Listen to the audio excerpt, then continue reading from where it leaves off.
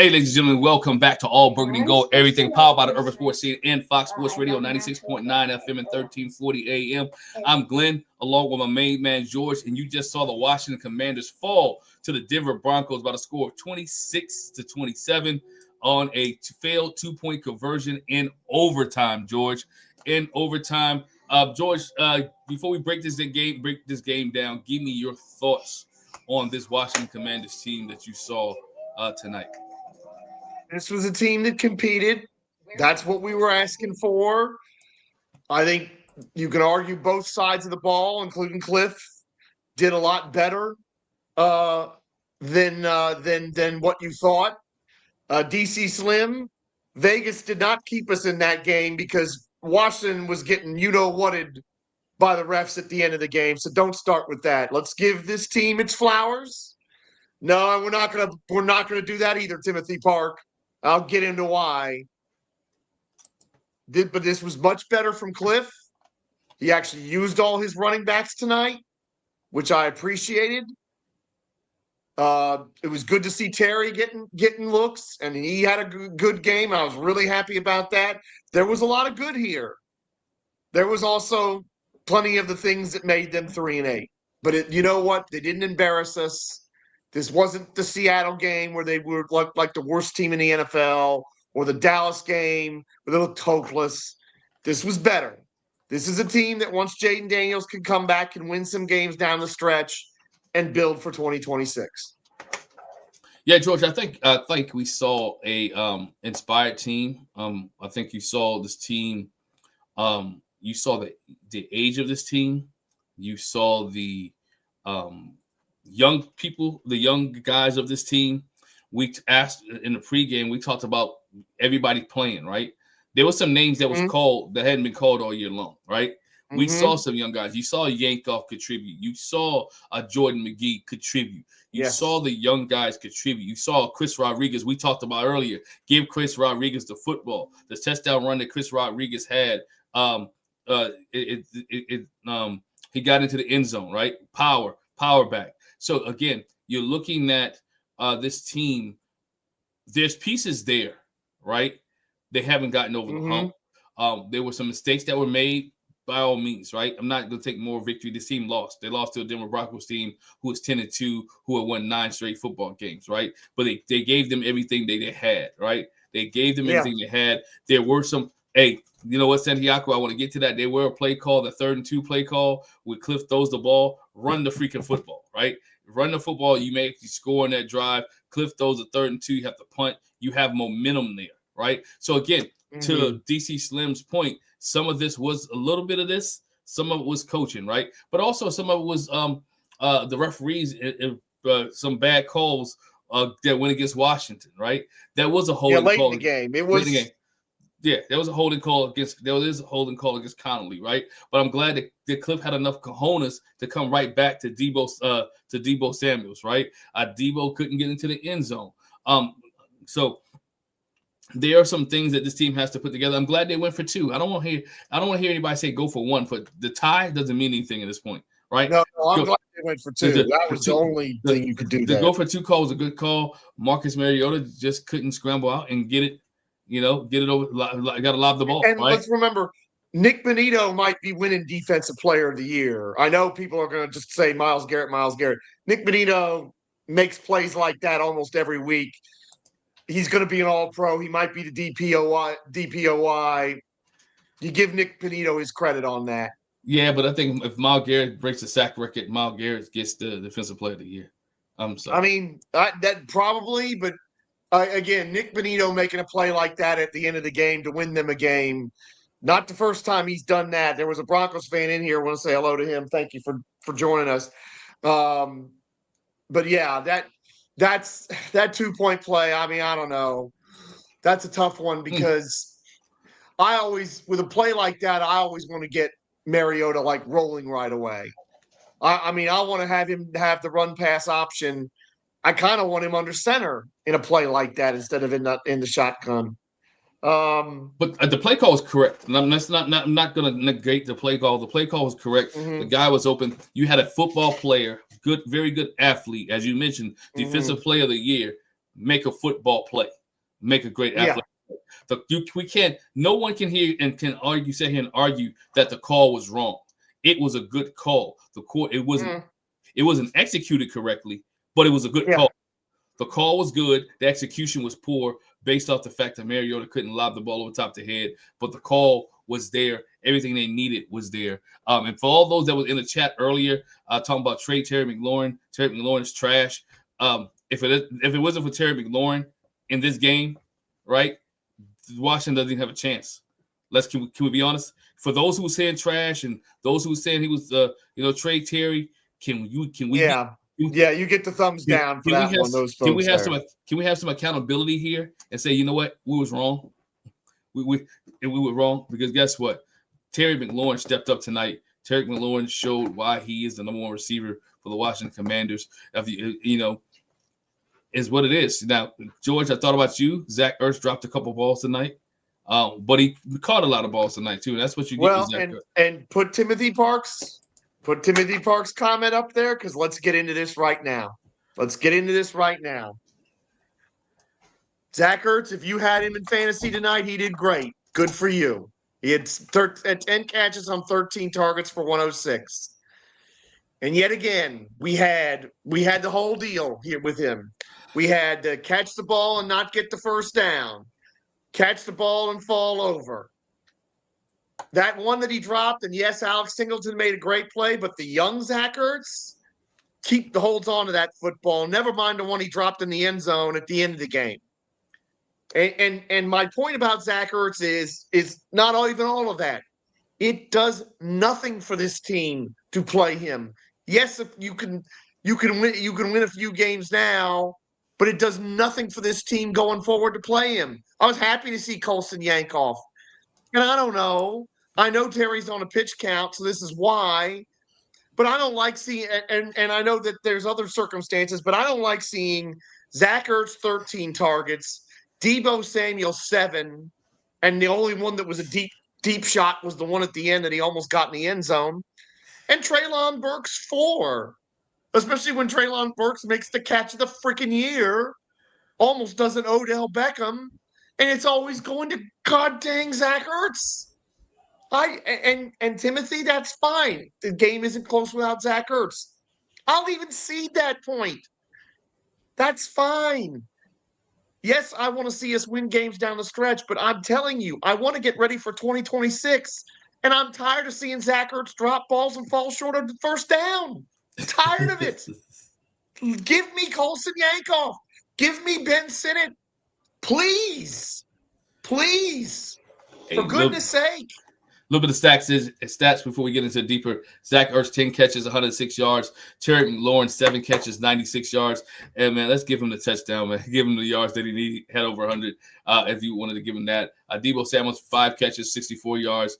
Colson Yankoff was next to that, had 1 catch for 14 yards. Treylon Burke is going to be a problem, had that 1 catch for 5 yards. And so when you look at the – go ahead. Can I just go on Burks? Because – he makes a play like that at the goal line. You got to get him in the game, and you got to get him targets. John Hall's like, oh, Terry's not a number one. He never sees the ball till the second half. That's as much Cliff's fault as anybody else's. Because here's my other problem with Cliff tonight. I watch teams play us, and they get 3rd and 4, 3rd and 3, 3rd and 2, and they make layups to get first downs. And we're on 3rd and 2, 3rd and 3, 3rd and 4, and we're throwing the ball 30 yards down the field that somebody's draped in coverage. Like, where are the Terry McLaurin slants like the one we got for the touchdown at the end of the game, dadgummit? How about more of those, especially early in the game to get Terry McLaurin going? Sorry. Now I'll let you continue. No, I do want to say, to DC Slim point, he's asked the question, where was defense at, right? There was no defense on either side of the football field until late in the game. Now, this defense played a little bit more inspired football. This defense was hitting. You saw this defense didn't cause any. You saw this defense take away tonight, had a turnover tonight. You saw this defense play a little bit more energy, right? Than they have in the past. Whether that's because they just came off a bye week and it was rested, doesn't make a difference. The team played with a little bit more energy tonight. It could be Dan Quinn calling games, but the guys are more invigorated. They had more energy, and they was willing to lay it on the line. You saw the tiredness, and you saw the age in overtime, right? I'm not going to take that away. You saw Bobby Wagner not being able to run and chase things down in overtime. You saw who was it, Sutan, right? With the I want to call it the wiggle route, right? The zip route. To which they great by Sean Payton, wonderful. Isolate your best receiver on Bobby Wagner, right? and their lives. So they did scheme some things tonight. All right. They did scheme some things tonight to get Bobby Wagner, who could not cover it. And they came back to it when they needed it. So hats off to Sean Payton and the Denver Broncos. Everybody know what Washington needed, right? Everybody know that Washington needs to get a little bit younger in the linebacker, but you can't deny that they played harder tonight. All right. You can't say Bo Nix kept, DC Sim, I usually agree with you, but I can't agree with you that you say Bo Nix kept us in the game. Bo Nix they had pressure on Bo Nix, and there were some things that Bo Nix had to do, right, to get rid of the football. I don't want to just address that. I don't disagree that the defense struggled. When you give up 325 yards in regulation, you struggle. You're not having a great game. And let's remember something. They kept them out of the end zone, and then 2-minute warning, 2-minute drive. Broncos went right down the field and got a touchdown. Yep. Come out of the locker room after Washington had scored to get the lead, went right down the field and scored a touchdown. It was as what am I trying to say? Oh, it was as tale as old as time. So let's start there. So that I'm with you on the defense wasn't very good, and that's also a response to John Hall, who also said that Zach's more important than Terry, which is just a load of absolute bollocks. That's nonsense. That's ludicrous talk right there. Yes, I mean the offense was okay. I mean, look, and give this for the offense. They got over 400 total yards of offense, and to go back to the defense, we kicked the ball, and this is why I'm mad about us. Besides the gambling aspect of it all, this is why I was mad about us kicking the ball away first. That defense has struggled all night or most of the night. You kick the ball away, and Denver's in the end zone in 5 plays, whatever it was. 76 yards. That was a hot knife through butter. I mean, George, that's. And I mean, you argued about that. I had a discussion about that prior to us coming on air. As a coach, I want the ball second. I always want the ball second. I always want. There are circumstances where I would agree with you, but these circumstances were not it for me. I always want to know what I've got to do. I always do. Because you want the ball. And again, if this was John Hall, Terry didn't get open like the touchdown that got called back, and then the touchdown he scored at the end of the game. Stop, John. Stop. You haven't watched him the last 5 years if you're saying that kind of stuff. Because here's the problem with that. This defense is struggling. This defense needs to be off the field. This defense needs rest. Even if now you're moving the goalpost, John. Even if this defense was good, get them some more rest. Not only that, you do ball control in overtime and score, you can leave the other team with like 2 minutes or less. We've seen Washington do that. We've seen Washington grind out long drives. And I'm sorry, I'm going to put the better unit out on the field first in overtime, and the offense is the better unit. That's the problem. But at the point of the game, George, and this is where I'm going to go to DC Slim. When do we blame the head coach? All right. First of all, we're not getting rid of the head coach. So the blame him here. I'm gonna tell you where I'm gonna answer your question, George. Then I'm gonna go to DC Slim's question. About when do I blame Dan Quinn? Because there's a point in this game I was getting ready to blame Dan Quinn, okay? And so I give Dan Quinn, I'm gonna give Dan Quinn the smoke, DC, but give me 1 second. The reason, again, taking the ball second, you gotta realize Washington they just had a stance against the Denver offense, 3 or 4 of them in the fourth quarter, right? To stop them in order to give Washington a chance to be able to score, right? So Dan Quinn said, I'm gonna roll the dice with my defense because the defense has played well in the fourth quarter. The defense played well in the fourth quarter. So again, we get the ball, we want to kick. So defense gets to stop. That means I give Marcus Mariota an opportunity in this offense, an opportunity to go down the field to win the football game. Now, hats off to Sean Payton again. They went back to what they did in the first quarter. All right, they went back to isolate the older linebacker. They put people on Bobby Wagner, and they got the plays. Plain and simple. All right. Now, that's not coaching. That's playing. Unless you're going to move your top dogs off the field, but he's your captain. You're not taking him off the field in that situation. You're not moving Bobby Wagner off the field. I'm sorry. It's just not going to happen. So now, here is where Dan Quinn gets the smoke for me and Cliff Kingsbury. When you have 7 seconds left on the game, 7 seconds left in the game, 12 seconds left in the game, and you got no timeouts, and you're still running the football. All right. And you're still trying to get into the end zone. At this point, you know you're going to overtime. Anything can happen. You get a holding call, 10-second runoff, all this. You line up, the ball bobbled, line up and kick the freaking field goal. Some things worked out for Washington tonight that shouldn't have worked out. That's clock management. I give all that smoke to Dan Quinn, Cliff Kingsbury, because with 12 seconds left on that clock, that's when you kick the freaking field goal, right? Because anything is liable to happen. And so you give your team and your chance of opportunity to win the football game. And that's where it would have been pitiful if they had lost that game because of Dan Quinn's poor clock management with no timeouts. Hats off to Marcus Mariota for being able to run up the field, right, and get out of bounds.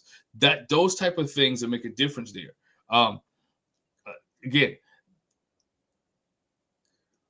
yes, Dan Quinn was calling the defense, but I also hear this to you, DC Slim. Dan Quinn was also checking with his assistants up top to make sure he saw what he saw. All right. I mean, he may be checking with Joe Witt, but yeah, there's several times that we saw on camera that he was talking to defense, but defensive coordinators do that all the time. Even on the high school level, we have somebody up top and we check with them. Hey, did so-and-so run off the field? They're checking for personnel. They're checking to make sure they got 11. What do you see here? Who's on the field? So again, all that's talking and is part of the football game. And so he may be getting some help from Joe Witt. Hey, what do you see? Because watching it on the field and seeing it up top is two different games, right? You see different things. You see things differently. I'm not surprised about that. Let me see what else there is. But yeah, Washington, valiant effort. They lost the football game, but the product was the intensity. I'm gonna use the word Candy says that the effort was better tonight. Mm-hmm. All right. Forget the X's and O's, the wins, loss. The effort was better tonight. They didn't go and blow an egg on national television. It was actually a game that you really wanted to stay up and watch. I mean, see, this is my problem with you, DC Slim. They just lost by 1 point to a team that's the number 1 seed in the AFC as of tonight, and you're saying that this is getting worse. No, it's not. No, it's not. Denver would have blown this team out the previous month, the way things were going. Seattle is on a par with Denver, and Seattle absolutely destroyed this team, and they went up and down the field the whole game. Dallas isn't nearly as good. They went up and down the field the whole game. I mean, come on. Let's be intellectually honest about what happened out there tonight. You can say Dan isn't doing a good enough job, and you can say Dan deserves to lose his job. That's all well and good, but don't sit here and tell me it's getting worse when they just nearly stopped an 8-game winning streak at the end of the game. And they somehow came up with a drive in overtime. I didn't think there was any chance that was happening. I mean, come on, people. This chat's always been about calling it as it is and all that other stuff. So I ain't having that, DC Slim. Hey, I'm gonna drop the link in the chat, man. You guys want to hop on? Yes, let's have this conversation. Come on. This link in the chat. And there it is, man. Link is coming into the chat. Taj, you're right about the lack of talent, and that it's better, and that DQ should have done this a month ago. There's no question about that. Again, that's the smoke that DQ's got to get from Adam Peters at the end of the season. And I think, whether he's resistant to changing coordinators or not, that's why he has to change coordinators, is because he could have, if he had been calling this thing a month ago, maybe instead of being 3-9, they'd be 5-6 and still have a chance, or 6-5 and still have a chance. Right. So yeah, I'm with you, Santiago. This was competitive football after we had a 4-game run where they lost every game by 3 touchdowns or more. They were uncompetitive in every one of those games except for one half against the Chiefs. This is way better than that. I don't care who the opposition is. Never mind that it's a team that's 10-2 and the current number 1 seed in the AFC. Yep, I'm gonna bring Paul on, and Paul after Paul DC semi got you, man. Stay there. We're gonna bring one at a time tonight because I want everybody to be heard, man. Here we go, Paul. What's Hey, up, Paul? How what's you up, feeling, fellas? man? How y'all doing, man? Oh, Nothing much, man. Good. Simple thing here is basically, first of all, to address George, Dan's, and I said in the chat, Dan's taking over the defense has cut the opposition to score almost in half. Denver would have scored 44 points tonight if Joe Witt was still the coordinator. So everybody just relax on that, man. Dan did a good job with what he got. You know, he don't have Amos, he doesn't have Lattimore, he doesn't have anything. He has no linebackers. I'm just gonna keep it honest. So to keep Denver to 20 points of regulation, you know, and they win in overtime, all right, it's whatever. But Marcus Mariota's turnover in the first half when they were driving the fourth score, we just threw that jump ball. Comes back to haunt you every time in football. You can't turn the ball over. You want to score. That's just that took off three or a touchdown. yep. You know, Sean Payton kept the he kept that play to the tight end in his back pocket the whole game. Just waited to put it out when he had to. I mean, you know, they just waited for the right opportunity to get Wagner 1-on-1, and him and Louisville. You know, like I said before in a pregame, they need a whole new linebacker core. Just point blank. And my other point is that Burks was on fire. You know, I'm a Burks guy, but Burks after that one-handed catch, Moss couldn't check him. You know how many times? And like you said, he got targeted 4 times. He didn't see the ball to the middle of the fourth quarter. Yeah. Tell it. I'm like, Tell it. come on. This is why I say Cliff got to go. He wants to call plays on 3rd and 2. He wants to throw the small receivers each time. I'm like, stop throwing everybody 6 foot and under. Yeah, makes no Burks sense. Burks is 6'3", 225. Give him a chance to get a PI call. Do something. If you're going to do that, fine. If not, just go for the short 5-yard pass like everybody else in the NFL does. Yeah, well, you know, even to your point, Paul, 3rd and 2, run the football. Yeah, 3rd and 2, run the football. Because if you don't make a 3rd and 2, it's going to be 4th and 1. You're going to run it again anyway, or go Yeah. for it again anyway. So Go I don't like I said before, I don't like Cliff's play calling at key situations where he wants to go for the home run instead of getting a single. I've been saying it all year, so it's like I just can't wait till it's gone. And you know, watching football over the holidays, yeah, Cliff is not a good NFL coordinator at all. I didn't watch the Kubiak boys. I didn't watch the offensive coordinator for the Packers. Of course, you know the Lions got their coordinators, and I'm seeing them getting people open with ease. I mean, Ben Johnson too. yeah, Ben Johnson. They're getting 3rd and 5s like it was easy layups. Like you said, George, we don't go for layups. Mhm. So you know, I Yeah. just get rid of the whole Yeah. staff. Yeah, Dad's not going away. Get rid of just blow up all their systems, man. We got to start all over because the staff has failed this team this year. And actually, to be honest with you, they've been stuck in neutral since July. To be honest with you, Yeah. they haven't come to play. This was probably their best performance since they played the Chargers. True. I agree with you on that. Absolutely. You know, I, so I can't spot a line, any of that. Can't they, spot one line. you know, so yeah, that's what we're dealing with. Maybe you know, if JD comes back, they should be able to beat Minnesota next week because It should be. You saw Minnesota today. That's like playing almost Sure. a college team, man. That's crazy. Yeah, they're bad.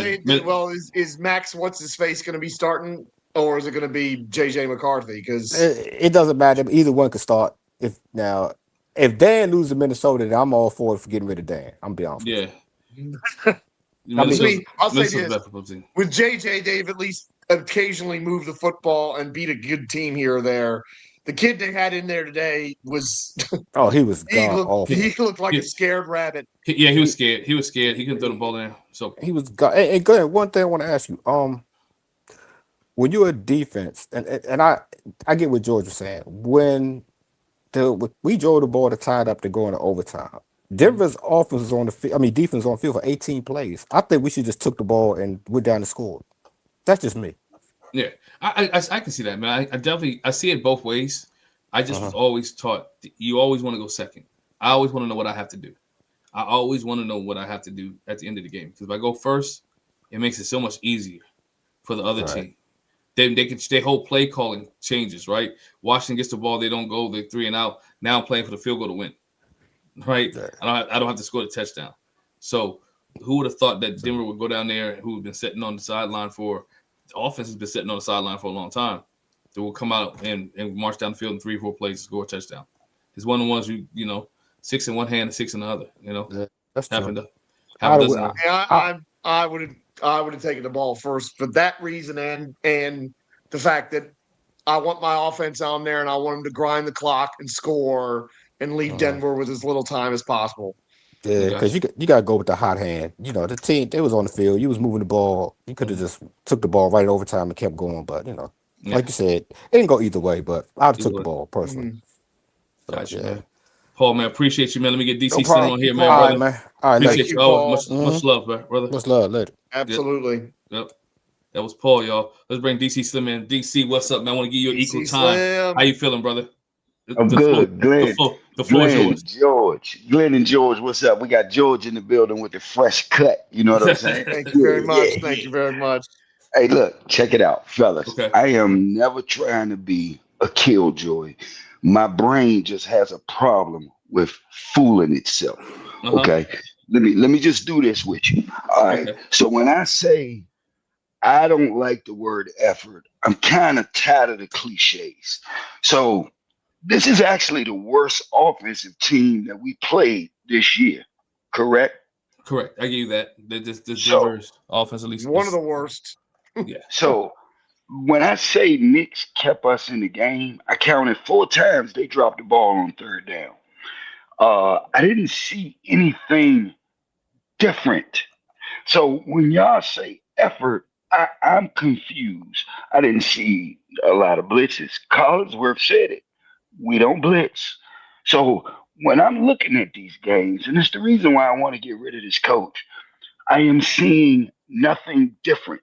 They more out coaching themselves than literally getting beat by the other team. So when I'm watching Dan Quinn on the sideline and I see him, he's not in nobody's face. He has no energy. He looks confused and baffled. I don't see how I would have any hope in any winning. I mean, I can't put the cart before the horse. If my coach is bad and he has a bad, let me just give you this example. If you work for a job and you have a team, if your team is coming into work late, not doing nothing right, you would eventually start replacing people, right? Correct. Okay, so at this point, at this time of the year, Louisville and Wagner should get no playing time. Ertz should get no playing time.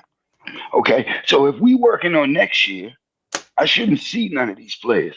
So what I'm seeing and what I really hate about this is the nail in the coffin. Dan Quinn is going to die on this sword. He loves his vets. He's going to keep using them until the very end. And I don't think people realize that. Most of these guys are connected to him. I think he's the one that is helping direct the players that we pick. So we can say all we want before these games. The guys got to play good, and we need this and we need that. No. We need a better leader. All right. Nobody on this sideline respects this coaching staff. As good as Terry McLaurin is, man, he only a big time playmaker. He's not gonna give me my 15 yards when I need him. As much as I like him, he ain't that great, dog. Hey, look, man, that's not me. I'm just keeping it real. I love my team, but I am not crazy, dog. This is terrible, and it's getting worse. Don't think, dog. We just lost 6 games in a row. If you telling me that the head coach should not be fired for that, we don't forget Joe Witt is the scapegoat. He's the one that's going to take all of the heat for Dan Quinn. Now, if you're telling me you're going to demote somebody, keep him in the building, and still say he's calling plays, and you want me to have faith, come on, y'all. Let's be real. Let's be real. So I ended with this. Please don't use the word effort no more, fellas, because they get paid. They got a job. They're supposed to give effort. So we don't need to make excuses for them, all right? We're just fans, okay? At the same time, we need to see a better product on the field, man, all right? Best show on YouTube. Y'all be easy, before you go, I'm going to ask you this, right? You said a question for you. In week 14, right? Because week 13 is over. How do you put the best product on the field? You put the best product. See, look, you If really if can't. okay, You can't because this goes back to the coach. His style is for veterans. He cannot. I don't even think he knows how to coach young people. You see where I'm going with this? So if you telling me next week, and we did it this week, Bobby Wagner and Louvu played 90% of the snaps. Moving forward would be cutting their time in half. So once again, you saw the same people. Harris is used as a cornerback, not a safety. That is crazy, dog. Okay. You see what I mean? So when you say moving forward, you gotta get rid of the coach in order because, like I said, these his people. This is his system. You're not fixing none of this until you get rid of him. And I'll end it with this. You really gotta, if you want a new offensive coordinator and a defensive coordinator, you gotta bring the coach. The coach has gotta be his people because they might not get along. You see where I'm going with this? That coach gotta pick Mhm. his people. You see what I'm saying? So if you just start Mhm. sticking people with Dan Quinn, oh man, we in trouble. So the best option for us is to fire him and his staff now so we don't be stuck with him for another 2 or 3 years. Because if we start winning games, man, that's a false reality. You know we not good enough. So if we win 2 or 3 games, he got another 2 years on his contract. Be careful with that. We got to get him out of here, get a young guy. And I'll say the example is the Carolina Panthers. If you've been watching them, bro, they got the same team. They got vets, and they are not used the same way. I'm just going to end it with that. This the greatest show on YouTube. Y'all be easy, fellas. Peace. peace, DC DC. Slim, thank you so Thank much. you, All right. George. All right, hey, DC said a lot of stuff, George. I'm gonna let you give you opportunity to comment before we get to all these comments in the chat. Your thoughts of All what right. DC, I what mean, DC Slim said, and what Paul said. I kind of like what DC Slim said about the effort thing because he is right. Paying these guys are getting paid. Effort is a non-negotiable. So you know what? And when he put it like that, it kind of changes the perspective a little bit. But I will say that when you go from losing 4 games in a row by 21 plus points or more, with one half where you were competitive, to you've now played 10 competitive quarters in a row. You have. That's better. Now, he makes the point about he thinks if we win a couple games, it's a false reality, and we're going to be holding on to Dan Quinn a lot longer. He might be right about that, but here's the key: get Dan Quinn better coordinators, specifically offensive and defensive, because that is Dan Quinn's failed this team, but these two coordinators have failed this team this year too. And to me, that's why I want to give Dan Quinn another chance, because I think with a different defensive coordinator, whether it's Al Harris, as somebody said in the chat, or somebody else, and whether it's Mike McDaniel or somebody else, that's what I'm looking for. And look, if you're going to push Dan Quinn over the cliff and get somebody else, then who's it going to be? Like somebody threw out on Twitter today that, Kevin O'Connell might get fired. Now, if you're going to tell me that we can get Kevin O'Connell in here, then yeah, I'll kick Dan Quinn over the cliff myself. But if it's not somebody like that, no, I'm not doing that. I want to get him new and better coordinators. Well, Okay, Santiago, which Gruden before we start? Because if it's Jay, no, I don't want Jay within 10,000 miles of Jaden Daniels. Now the other person that may get fired, and I hate to say it, and they've been looking for a reason to fire him, if Mike Tomlin doesn't get right in Pittsburgh, and I hate to say that, they may actually pull the trigger. I think Mike Tomlin needs I think he's stale and he needs a new place. I think they need a new coach and he needs a new team. But let's get to some of these comments real quick, George. Let's go. Deluxe says this, man: 2 weeks in a row of competitive football from an extremely injured team with not much to play for. DQ is doing his job. The team is bought in, and I agree with that, man. This team is bought in. Yeah, I mean I think that's quite right, Deluxe. And it goes back to what DC Slim. They're professionals. They're gonna come out and play each and every week, right? They're gonna come out and play each and every week, and they're gonna do their job. they're going to do what they're supposed to do. And that's one of the things. DCL Slim Deluxe of this, man, we can't blow up the whole staff, right? The whole staff, unless you get rid of the head guy, there you can't blow up the whole staff that's there. Here it is. All right, Taj Deluxe. I wouldn't blow up the staff, but we're going to need a new DC. He will want to bring in his people, and more than likely, Cliff is gone, and the OC will want to bring in his people as well. And which is true. When you get a new DC, you get a new OC, they're gonna bring in their people, and everybody knows that. The question is, which DC and OC are going to connect with Dan Quinn? And we know Dan Quinn likes to go out there with friends, people that he can connect with. Again, I've always said this: if I'm going to bring a DC in, that if I want to bring in that's connected to Dan Quinn, is Raheem Morris down in Atlanta.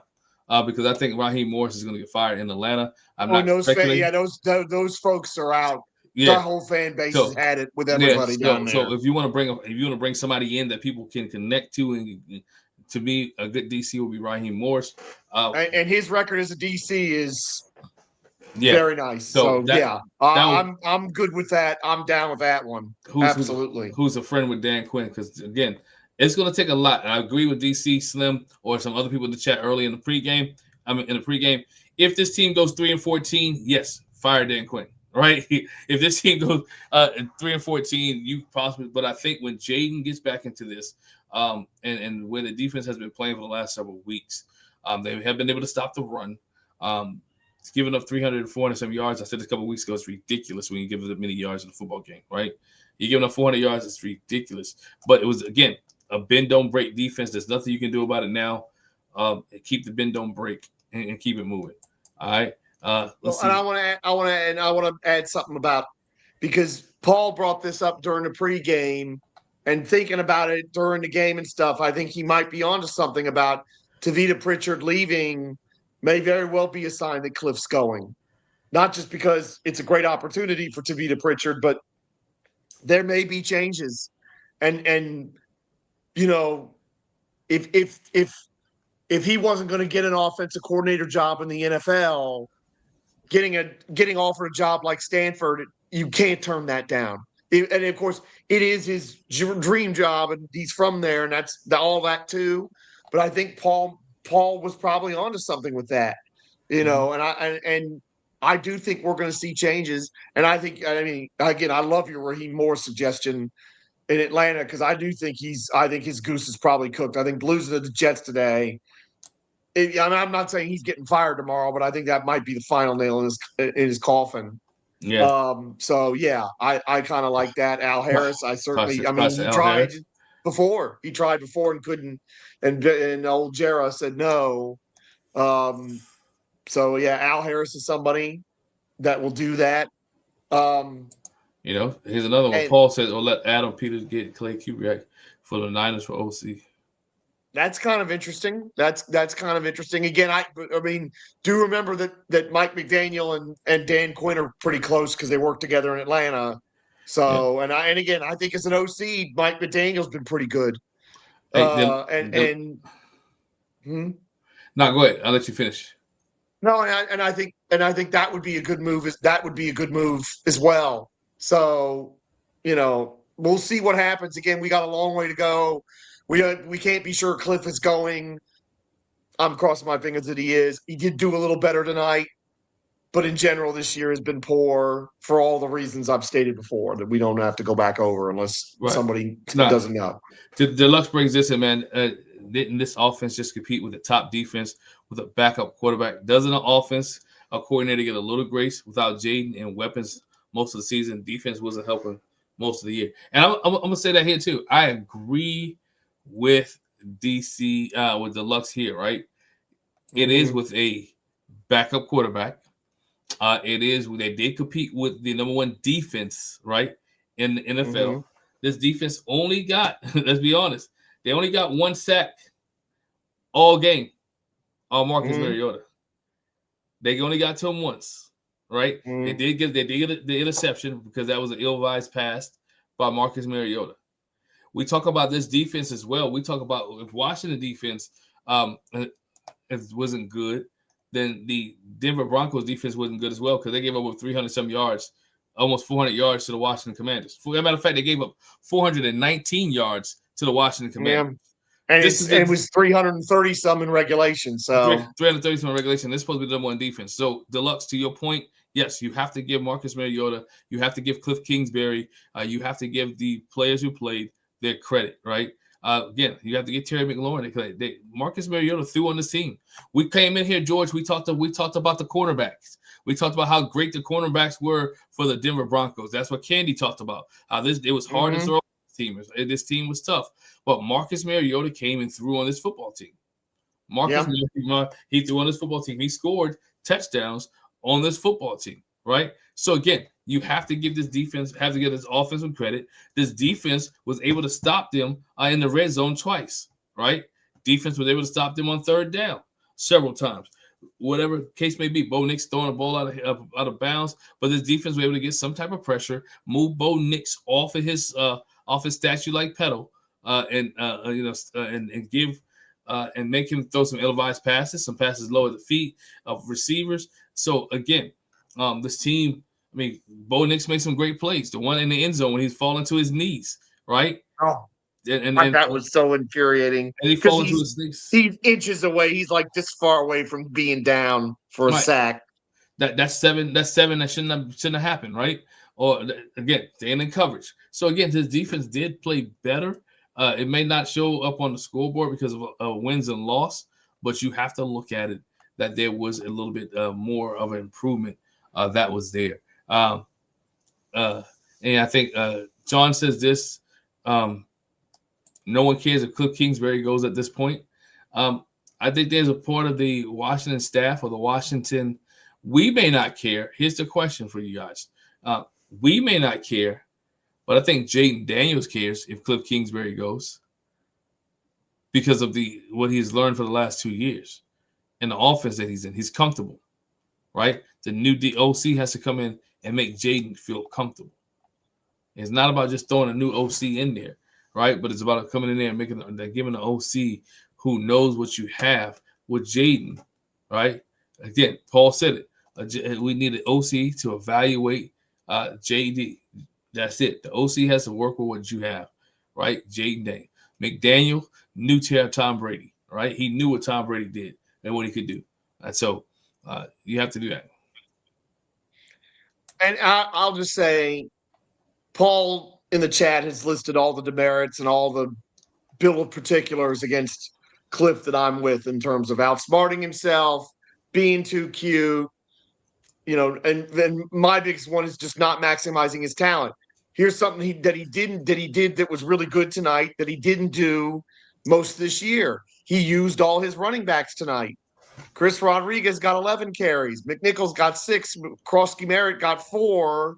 And then McNichols got a couple more targets. He didn't get any catches, which is frustrating. But the point is like that is what we've been calling for all season is the running back by committee. And he started the season doing that and then went away from it for 6 or 7 weeks. And now when it's too late, there you go. But that's the O-line too, because O-line played well today. So Sam Cosby did well today. I think the O-line. I mean, that's the thing. It's like Connerly had a couple penalties, and one of them, that holding was a killer because it took away the touchdown in overtime. They still got it anyway. Connerly's coming along. DC Slim, you're talking about improvement. What was different in this? What was the improvement, and what is the difference in the defense? Well, here's the first difference in the defense. They actually got some stops. This wasn't up and down the field the whole game. It was up and down the field early in the half. They only punted the one time at halftime. In the second half, they actually stopped them 2 or 3 times without them scoring. So that's one. What was the difference in the scheme? I think the biggest difference is that they were figuring out ways to get pressure where early in the year they weren't. Mm-hmm. And that's when they had better players in the earlier in the year and they weren't. So that's definitely something that that DQ has figured out that Joe Witt couldn't for whatever reason. So, I think there's been improvement there. And John Hall, I'm just going to keep saying this. You're wrong about Jaden being able to stay healthy under this scheme. He was perfectly healthy last year with his scheme. That wasn't the problem. He has got hurt this year. Some of that's been offensive linemen, new offensive linemen being in there and people being hurt, and some of that's been his decisions. I want to see down the stretch Jaden Daniels with this offense and see. I mean, for those of you out there who still want to keep Cliff, see if Cliff will do right and do better down the stretch with Jaden Daniels. That's what I want to see. Deluxe made a That's good what I point want here. to see. They're slowing down the run, and secondary isn't lost anymore. When you want to see the Well, difference, and it's a good point, Deluxe. Like, you didn't have, you know what you didn't have tonight? You didn't see defensive backs running into each other. You saw tight ends and running backs hurting us, which was frustrating. But what you didn't see was them running down the field wide open 25 yards. and you didn't see difference pass interference tonight And you either. can call Bo Nix a bad quarterback. I mean, he still had a decent night. I won't say a great night. Again, I think it was better tonight. I think it was better against the Dolphins. You know, again, we're talking about what was, especially when you compare it to what was before. So that's why I think it is better. Again, we got to see more. And what you said was Minnesota next week is who we're playing. Yep. Yeah, if they let if it's not JJ McCarthy and it's this dude from Minnesota who looked scared against Seattle, and if they're gallivanting up and down the field with him, then we're in real trouble. DC Slim, I've learned a long time ago to take measurements, right? If we give up 400 some yards, because I believe Seattle was 500 some yards in the football game that we gave up, but I think we gave up 4 something to the Miami Dolphins. If we only give up 3 something now, I take that. That's progress. Now, not saying it's great, but it's progress. Look at what it is. Jaden under, Paul said he wants to see Jaden under center. That under center and set up bootleg, play action bootlegs. That's not a Cliff's thing. We might see Jaden under center or closer to the end zone, but in the middle field, he's always going to be the pistol. I think it's always going to be the pistol. Here it is. It's better with the reduced cast. Not saying it's great, but it has improved. I totally agree with that. And you know what? You just made an interesting point, and you made one of the points that is another demerit against Cliff and why I want to see him go. I am sick and tired of these coaches that says, I have a system and that's the system I'm run. You have to be flexible tactically. You have to be willing to do different things. I am tired of seeing us trying to run out of the pistol on 3rd and short and getting stuffed. Sometimes you got to go under center. Sometimes it's better to run under center. Here's another thing. You know what would be nice to see once in a while? A real fullback in the backfield blocking for somebody, or a tackle eligible blocking for somebody in the backfield. You never see that with this guy. You've got to be willing to do different things and be able to work with your team so that you can make those kind of changes if you need to make them. And you want a big demerit against Cliff? That's one that's right up there for me, is that he is not willing to be flexible at all and willing to show different looks, which is something you've got to be able to do to try to fool the defense once in a while. You do. George, tonight, who gets your game ball? Guys in the chat, if you had to give a game ball, I know we talked about defense and offense that lost the game. Who gets the game ball tonight?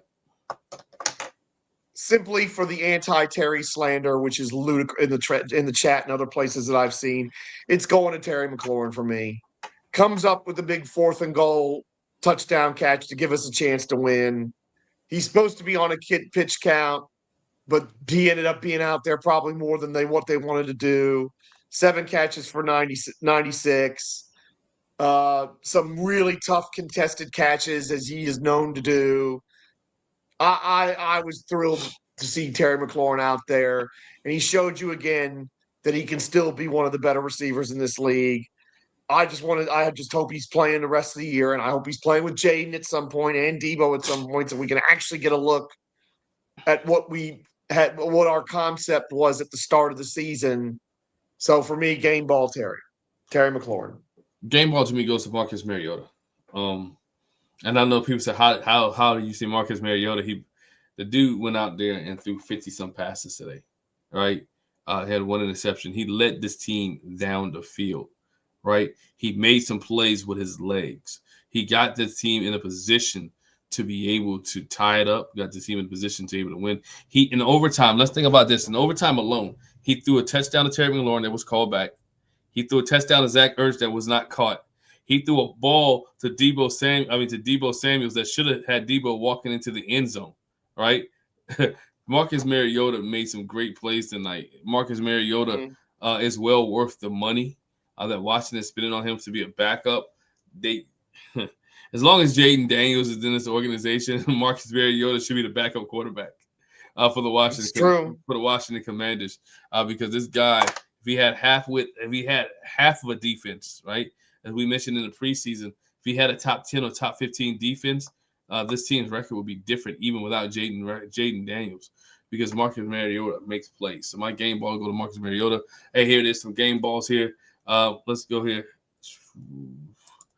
Chris Rodriguez. I think Chris Rodriguez deserves a game ball. Well, and again, this is a channel that is a pro Chris Rodriguez channel. Yeah, he did a hell of a job tonight.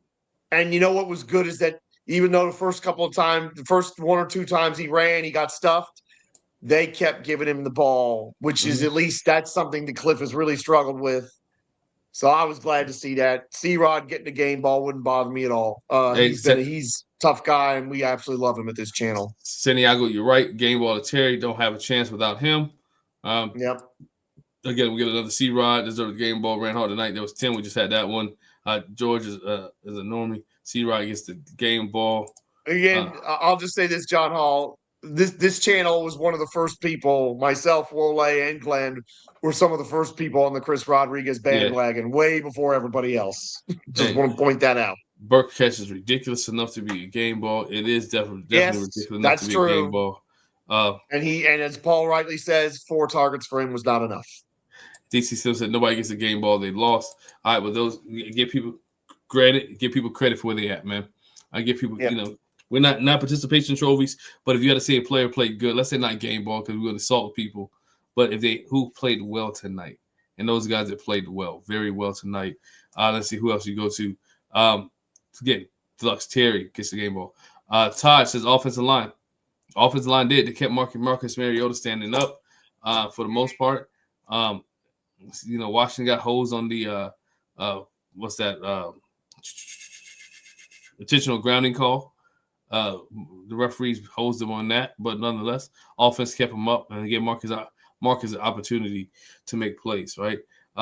Here it is to my point, John. Marcus can operate the offense as good as Jaden because he knows it, right? They work together. I think Jaden does things that Marcus can't do, right? And Marcus has been in the league longer than Jaden. He sees things, but Marcus will also throw a ball up. That's why he has, in the short time span that he's played, he's already had 6 interceptions, right? So let's not forget that. Jaden doesn't have those interceptions when he plays because Jaden take care of the ball. Marcus makes some ill-advised plays because that jump pass tonight, can we be honest, was stupid. No. Run again, the ball. You don't know how the game's going to play out, but that's a big 3. That's potentially a big 3 points that they didn't get. Yeah, so when you look at it that way, that stuff is all right. Hey, I agree with this. This is a good point right here. We didn't hear his name all night, but Von Miller stole another stolen check. Yes, it is. Von Miller's gotten paid for doing it with no productivity, right?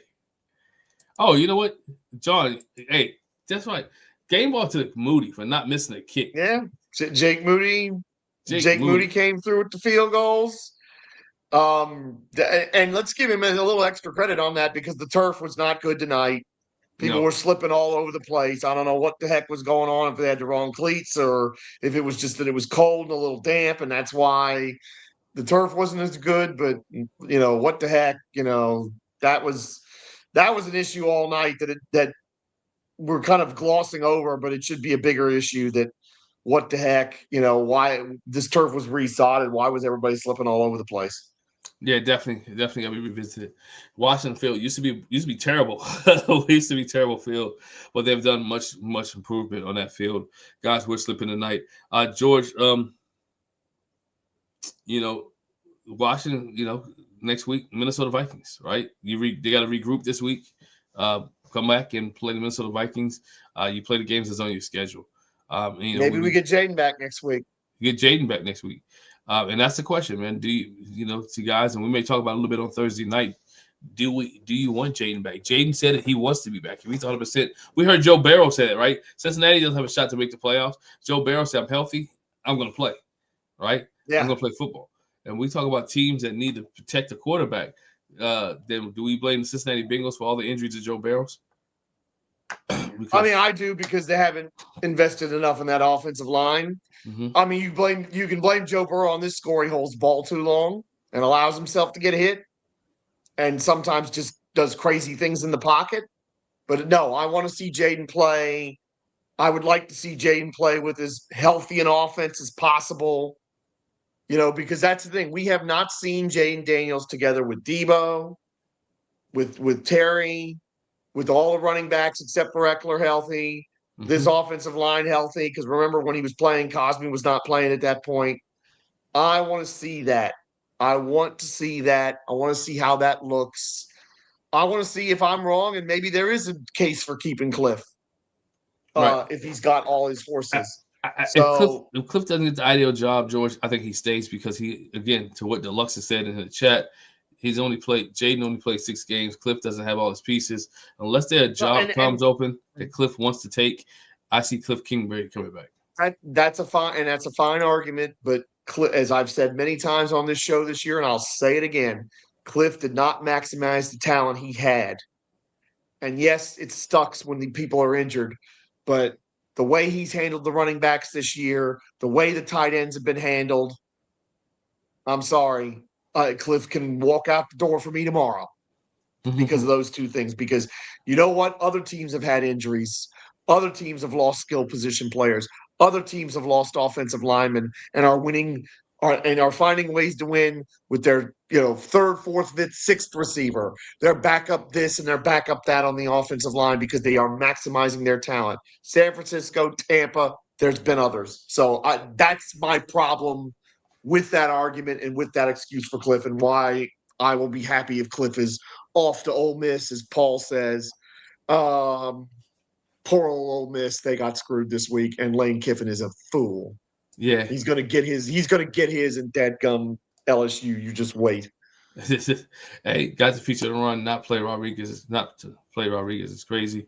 They yes, feature the Phil. run. And I mean, he was better tonight, but yes, Phil, that's the problem. Yeah, that's definitely a problem. They played him when they ran him. He ran hard. Like I said, the touchdown run was big for me to see Rodriguez be able to stick it up in there and get inside the end zone. That was a huge run for there. And I think all the running backs ran hard tonight. Bill ran hard. And again, running back by committee for this team works, and that's what they need to do. McNichols had a big run to get a first down, which was big there. He makes people miss. Let's be honest. He makes people miss. He runs hard. And he does the right things when he's in the pattern. That miracle play where Mariota should have been sacked and he throws the ball and ends up drawing a penalty. He's throwing that ball to McNichols, and McNichols is in the spot where Hufanga's got to go right through him. So you got to give McNichols his flowers on that one. Definitely got to give him his flowers on that one. Let's see what else we got here before we get out of here, George. Hear this. How long have the GM and staff been in place? You're absolutely right about that in both cases.